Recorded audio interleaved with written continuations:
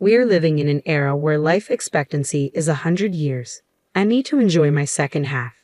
Hey, housekeeper, wash and iron this. My husband chuckled, tossing his shirt in my direction as he walked through the door. It was rare for him to come home early for dinner. I sighed, catching the shirt midair. But there's nothing good for me. What's all this? Did someone say something to you? It's nothing new for my husband to treat me like a housekeeper, but it still stings when he says it so bluntly. However, it's too late to change him, so I swallowed my discomfort. Reeking of alcohol, my husband slumped into a chair at the dining table. Oh, it was the boss. We had a company party today, and he said that life is 100 years, so 50 is just the halfway point. I see, so it was the company's boss who planted that idea. My husband casually started picking at my dinner as he continued talking. Hey, housekeeper, I need more booze and some snacks. I had planned on having a simple meal since our daughter was working late and wouldn't be home. It seemed like my dinner would vanish in an instant. Could you please not eat that? I barely protested, but he ignored me. Resigned, I began preparing some snacks and extra food for myself. I'm Kayla, a 42-year-old office worker. It's been more than 17 years since I married my husband. Nowadays, he doesn't even call me by my name. He just refers to me as the housekeeper. It feels like from the beginning he wanted a housekeeper, not a loving wife. I met my husband in a bar when he picked me up. At the time, I had recently undergone surgery for a uterine condition and could no longer have children. I had resigned myself to spending the rest of my life alone, focusing on my career. But then my husband approached me while I was out drinking with a friend. His light-hearted and lively personality charmed me, and he assured me it was okay that I couldn't have kids. I was moved, thinking he loved me, but I never imagined he only wanted a housekeeper and had no interest in having children.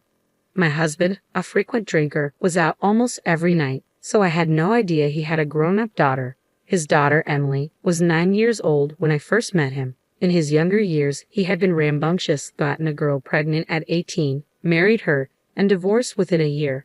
The young couple viewed their daughter as a burden, and neither wanted custody. Emily was raised by my in-laws. Despite her complicated circumstances, Emily was a remarkably good and obedient child. When she met me for the first time, she bombarded me with questions. Are you going to be my mom? Will you stay with me forever? Will I have a brother or a sister?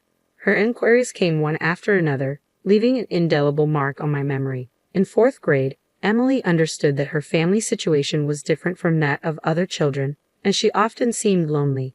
It was as though she believed that by my marrying her father, she could finally attain the normal, happy family life she longed for. I'm sorry, Emily. I love children, but due to my illness, I can't have babies. However, I promise to take good care of you, I assured her. I see. Yes, I understand. I'm happy you're my mom just for me. Emily smiled, her expression a mix of relief and pure adorableness. My in-laws had lavished attention on my husband during his upbringing, having had him late in life. However, their love for Emily seemed even greater as she was their only granddaughter. They held little regard for my husband, who treated their beloved granddaughter so poorly. At first, they worried I might follow in the footsteps of my husband's ex-wife and bring harm to Emily. Their feelings toward me were complex, but as elderly caregivers, they needed someone to look after Emily, and in that need, our interests aligned. I grappled with infertility, and in Emily, I saw the opportunity to fulfill my once-abandoned dream of motherhood. It didn't take long for Emily, hungry for affection, and myself, longing for a child, to form a bond akin to that of a real mother and daughter. Over time, my in-laws, initially wary, likely recognized my genuine affection for Emily. Through mutual understanding, a trusting relationship gradually blossomed. Though we were married, my husband quickly lost interest in family life. Once he used to spend his time drinking with friends, but as he aged and found it harder to charm women, he turned to frequenting hostess bars. Recently, there's this young, beautiful hostess who's taken a liking to me, he'd boast excitedly. Yet it was he who was infatuated with these young women. I grew increasingly repulsed by my husband, and my love for him dwindled rapidly. Still, I chose not to divorce him because of Emily. Life with her was filled with sweetness and happiness, and for her sake, I endured my husband's late-night returns, reeking of alcohol and hurling abuse at me. He never bothered to participate in any of Emily's school activities, so outsiders likely assumed we were a single mother and daughter. As I eagerly anticipated Emily's growth, time passed. Just the other day, Emily approached me and said, "Mom, there's someone I want you to meet." Emily was already 26. I knew she had a boyfriend, and his name popped up in our conversations now and then. But the day finally arrived when she wanted to formally introduce him. It was a moment I'd never forget. "Congratulations. I can't believe Emily's reached this age already. You've grown into such a remarkable young woman." I beamed with pride. The once anxious girl I met had blossomed into a confident woman who could share her genuine smile with me. We had truly forged a bond like that of a real mother and daughter. Those were truly joyous days. The man Emily introduced, a young man named Harley, proved to be wonderful. "Harley is an exceptional guy, isn't he? You've chosen well, Emily," I praised, to which Emily's expression turned complex. "He's nothing like my father, is he, Mom? You don't have to endure for my sake anymore. I want you to divorce my father and find happiness too. You're still young," she urged, her words carrying a mixture of concern and determination. That's true. In reality, Emily had long given up on her father and had been encouraging me to divorce him for some time. When we married, Emily wasn't a child, so I didn't quit my job. I've remained a full-time employee and have managed to save up. Frankly, I've been prepared for divorce for quite some time now, but I've struggled to take the final step. As we nibbled on the snacks I had prepared and my husband sipped his whiskey, he suddenly remarked, "Now that Emily's wedding is set, perhaps it's time for us to consider the same." "Eh? Time for what?" I responded, caught off guard. "I think it's time for us to get a divorce," he announced out of the blue, just before our daughter's wedding. I was stunned. "But wouldn't it be better if both parents attended Emily's wedding?" I queried. "Kayla, you're such a fool. You and Emily aren't related by blood. There's no need for you to attend the wedding," my husband scoffed. "I don't understand. Are you suggesting she should go with her biological mother? I have no clue what she's up to these days," I replied, bewildered. "Then who will accompany her?" "My new partner." "What?" I was utterly perplexed by my husband's words. "She's my girlfriend, a young, charming hostess named Natalie." "Really? Are you sure she's not just doing her job?" "That's what they do with regular customers," I retorted, skepticism lacing my words. "But Natalie is genuinely interested in me. She always says, if only you weren't married. So, I'm planning to propose to her on her birthday next month. Life is a long game, and I've still got more than half of it left. There's plenty of time to enjoy it. Emily would be happier with a young, charming woman like Natalie as her mother, rather than a plain woman like you. And I prefer having a beautiful woman by my side. So, you're no longer necessary. It's time for a divorce. You've done your duties as a housekeeper well, even though you're not even related to our daughter," he declared callously. This man was an utter fool. The shock of his casual divorce announcement paled in comparison to the disgust I felt at his stupidity. Don't be foolish enough to fall for a hostess's sales pitch. And a wedding isn't about flaunting a beautiful woman. What's the significance if the mother who raised the bride isn't present? It doesn't matter if we're not related by blood. You were always just a substitute housekeeper. Don't bother requesting alimony or property division," he spat out coldly. "I don't have any money. I'm aware you've been treating me like a mere housekeeper. I've run out of patience with you. Let's get a divorce. It's time to sever ties with this sorry excuse for a man. I need to begin a new chapter in my life. There's no room for feeling troubled," I declared firmly, finally comprehending my husband's idiocy and feeling appalled by it simultaneously. "Very well, it's settled. I'm not heartless. You can remain here until Natalie moves in, on the condition that you continue to handle the household chores," he conceded. "Fine," I replied tersely. And just like that, our divorce was decided. The following day, I made my way to City Hall to obtain the divorce papers. In the evening, as my husband and I sat down to fill out the paperwork, our daughter returned home from work. When we broke the news of the divorce to her, she appeared perplexed. Her expression seemed torn between feeling relieved for me and pretending to be saddened. "What about my wedding? It would be awkward if both of you were there." "It's okay if only Mom attends, right?" Emily casually remarked, her words stinging, though my husband, oblivious to the hurt, assumed his presence was expected. "Don't fret, Emily. I'll bring the young and charming wife with me," he responded, oblivious to the hurt he caused. Emily discovered her dad's absurd declaration. "What?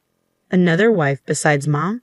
Dad, have you been unfaithful?" I didn't realize, but I guess I assumed no woman would be interested in you. Emily confronted her father sharply. It's not infidelity. Natalie is my main partner. Your mom was always just a maid. I never married her out of love, he retorted callously. That's terrible. I've said it before, but aren't you ashamed to reduce Mom to just a maid? Emily rebuked him. Enough. Why do you keep calling her Mom? She and I are divorced. She's a stranger to you now, he snapped back. What? My daughter was momentarily stunned. Her face flushed bright red as she exclaimed in a fluster, Wait, Dad, don't you remember? What are you talking about? What am I supposed to remember? Mom legally adopted me when you two got married. I was thrilled about it, and I remember it vividly. She's not a stranger to me, Emily explained urgently. My husband seemed puzzled by our daughter's revelation. Adoption? What does that mean? I can't believe it. You've completely forgotten. When you and I got married, I legally adopted Emily as my own daughter. Even without a biological connection, the law recognizes an adopted child as yours, I clarified, dismayed by his ignorance.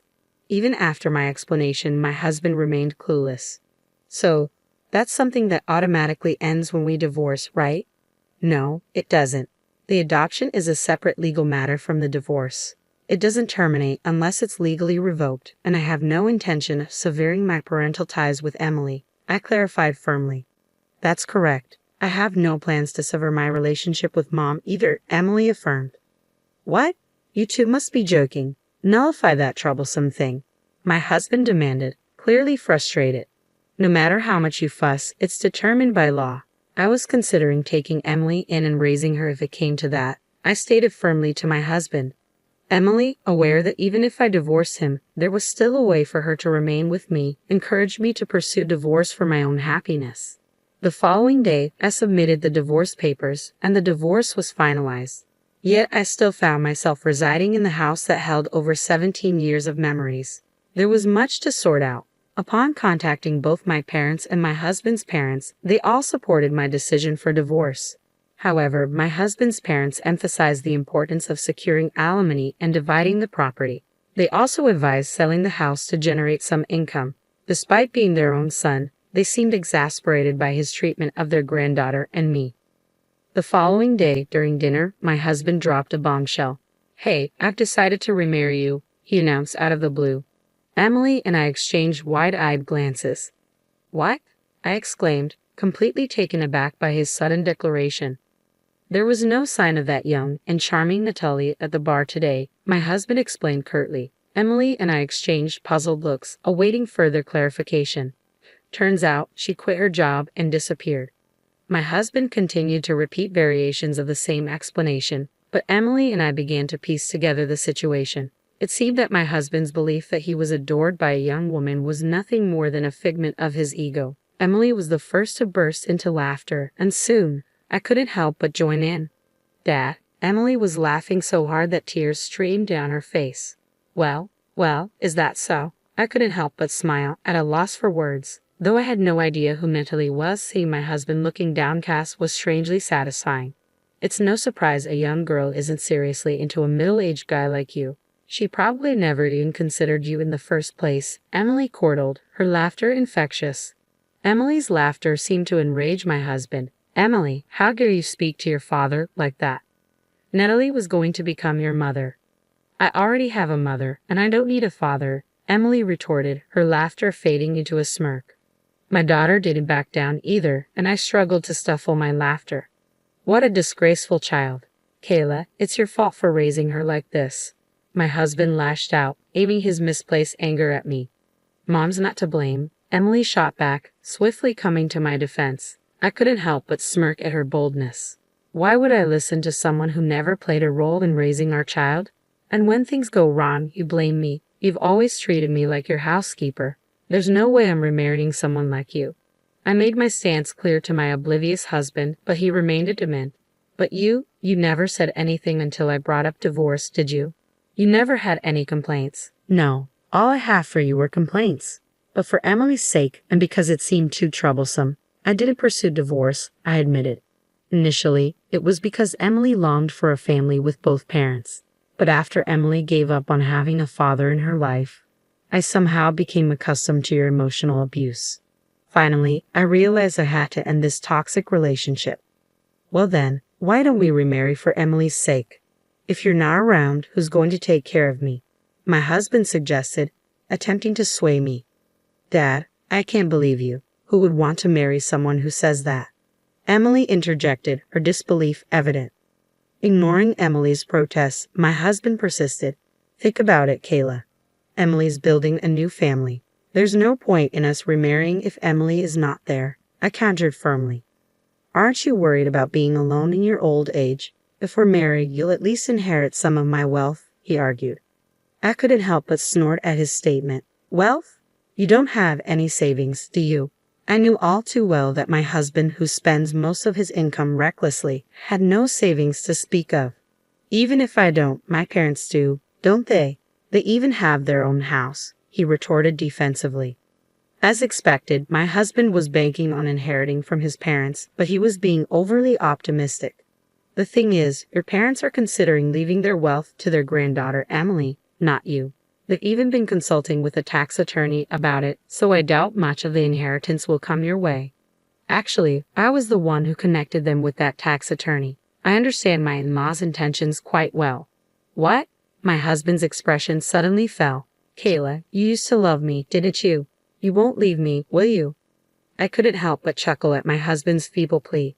This man truly had a knack for foolishness. Why shouldn't I leave the man who cast me aside, deeming me unnecessary? I don't harbor love for someone who reduces me to a mere housekeeper.